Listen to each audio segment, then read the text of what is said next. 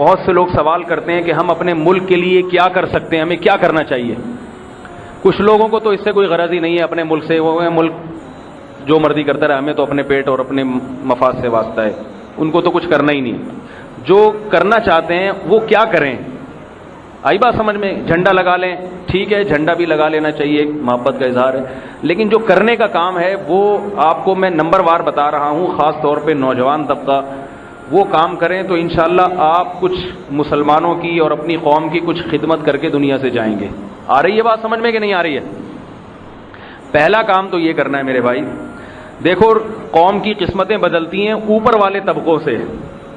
ایک بیچارہ سبزی کی ریڑھی لگا رہا ہے, آلو ٹماٹر بیچ رہا ہے, وہ بھی اب کام کر رہا ہے, اپنا قوم کی تھوڑی بہت خدمت کر رہا ہے, لیکن اس سے قوموں کی تقدیریں نہیں بدلتی. آئی بات سمجھ میں؟ قوم کی تقدیریں کون بدلتے ہیں؟ بیوروکریٹ جو ہوتے ہیں یا اوپر سیاستدان, یہ جو اوپر طبقے میں جاتے ہیں. بات آ رہی ہے سمجھ میں؟ ڈانٹ لگانا شروع کر رہا ہوں میں بھی, صحیح ہے نا میں بھی بول بول کے تھک گیا ہوں, تو ذرا تسلی سے سنیں. یہ کون کرتا ہے یہ کام؟ جو اوپر کے طبقے میں ہوتا ہے.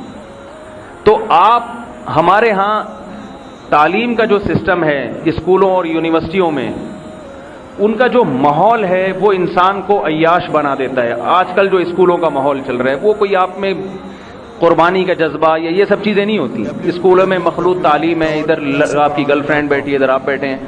آپ نے گرل فرینڈ کے خلاف جتنے بھی بیانات سنے, جب ایک ہفتہ آپ مولوی صاحب آپ کے ساتھ بیٹھتے ہیں ہفتے میں ایک دن, اور وہ لڑکیاں بیٹھتی ہیں پورا ہفتہ, تو آپ کہتے ہیں ایسی کی تہذیب, مولوی صاحب کو تو کوئی لفٹ نہیں کراتا نا, اس لیے اتنی باتیں کرتے ہیں, یہ جو اتنا اچھا ماحول ہے, یہ سب چیزیں شروع ہو جاتی ہیں. تو بھائی اس وقت ضرورت ہے ایسے اسکولوں کی جن کی تعلیم معیاری ہو, ماحول مذہبی ہو. بات آ رہی ہے سمجھ میں؟ آ رہی ہے الحمدللہ. تعلیم معیاری, کیونکہ جو مذہبی اسکول کھلتے ہیں ان کی تعلیم بہت گھٹیا ہوتی ہے, بس ٹوپی پجامے کی حد تک ہوتا ہے ان کا حساب کتاب. ایک قاری صاحب بیٹھے ہوتے ڈنڈا لے کے, تو وہ انگلش بھی پڑھاتے ہیں تو ان کو بھی نہیں آتی, ABCD پڑھا دی اور 2-4 چیزیں اور قرآن بھی حفظ کروا دی. وہ معیاری حساب کتاب نہیں ہے. تعلیم ہو بہت معیاری. سٹی اسکول سنا ہوگا آپ نے, اور اس طرح کے جو بڑے بڑے اسکول ہیں, فیلکن ہاؤس, جن میں لوگ اپنے بچوں کو فخر سے بھیجتے ہیں کہ بھائی یہاں ہمارا بچہ اگر تعلیم حاصل کرے گا تو بہت ترقی کرے گا. تو تعلیم کا معیار کیسا ہونا چاہیے؟ جو فیلکن ہاؤس کا اور سٹی اسکولوں کا معیار ہے. لیکن ماحول کیسا ہونا چاہیے؟ جو مدرسوں کا ہے. یہ دو چیزیں اگر جمع ہو گئیں تو ہمارے ملک میں انشاءاللہ انقلاب آ جائے. ہمارے مدرسوں میں ماحول اسلامی ہے مگر تعلیم صرف مذہبی ہے, تو ظاہر ہے کہ اوپر کی سطح پہ آپ کو جانے کے لیے صرف مذہبی تعلیم فائدہ نہیں پہنچاتی. آئی بات سمجھ میں؟ تو وہ بھی اپنی ضرورت ہے. اگر مدرسے نہ ہوتے تو میں یہاں بیٹھ کے آپ کو اتنی باتیں تھوڑی سمجھا رہا ہوتا, تو میں بھی تو مدرسے سے پڑھا ہوں. مدرسوں کی اپنی اہمیت, اس کا تو کوئی منکر نہیں ہے, لیکن الحمدللہ مدارس ہمارے ہاں بڑی تعداد میں موجود ہیں. انہی کی حفاظت کریں, انہی کو ترقی دیں. مزید ایسے اسکول کھولیں جن کی تعلیم معیاری ہو اور ماحول مذہبی. آئی بات سمجھ میں؟ الحمدللہ 4-5 ایسے اسکول ہیں. نخلا اسکول ہے, صفا ہے جو جامعۃ الرشید کی زیر نگرانی چل رہا ہے, دی مینٹور ہے یہاں سخی حسن پہ آپ کے علاقے میں ہی ہے یہ اسکول.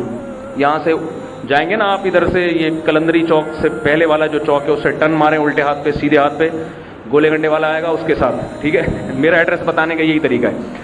تو دی مینٹور ہے, وہ بہت اچھا کام کر رہا ہے. نخلا اسکول ہے, صفا ہے, یقین ماڈل اسکول تھا اب نہیں ہے, اب پتہ نہیں کسی دوسرے نام سے کام کر رہا ہے.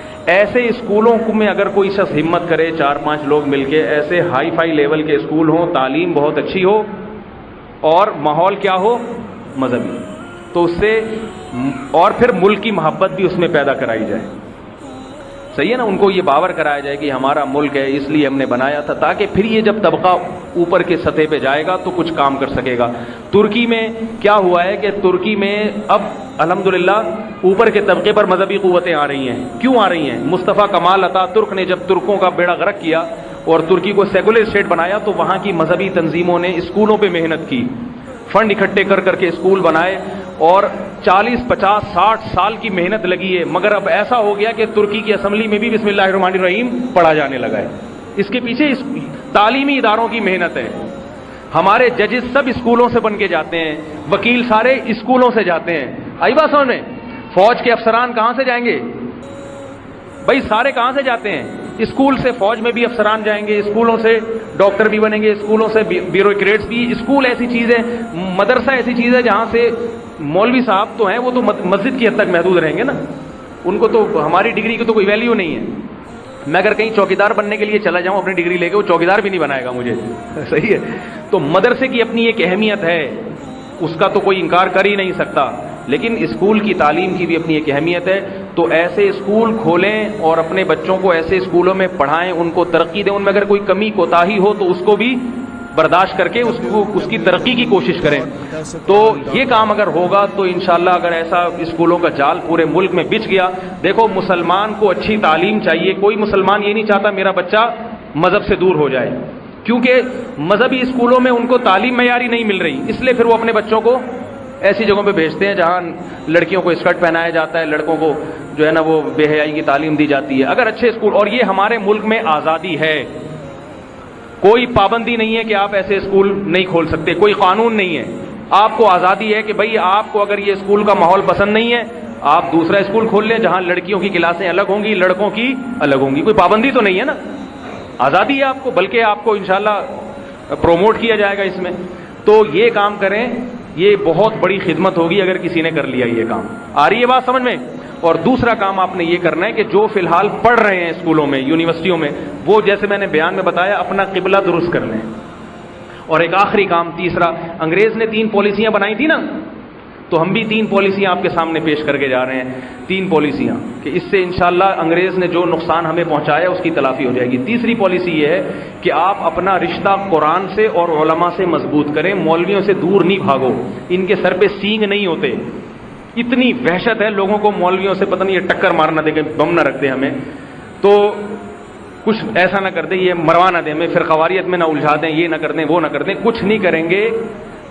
علماء کے طبقے ہوتے ہیں، اہل حق بھی ہیں اہل باطل بھی ہیں، اگر باطل ہے تو اہل حق بھی ہوں گے کہ نہیں ہوں گے؟ تو اپنے بچوں کو خود بھی، اپنے بچوں کو بھی علماء کی مجالس میں بھیجا کریں۔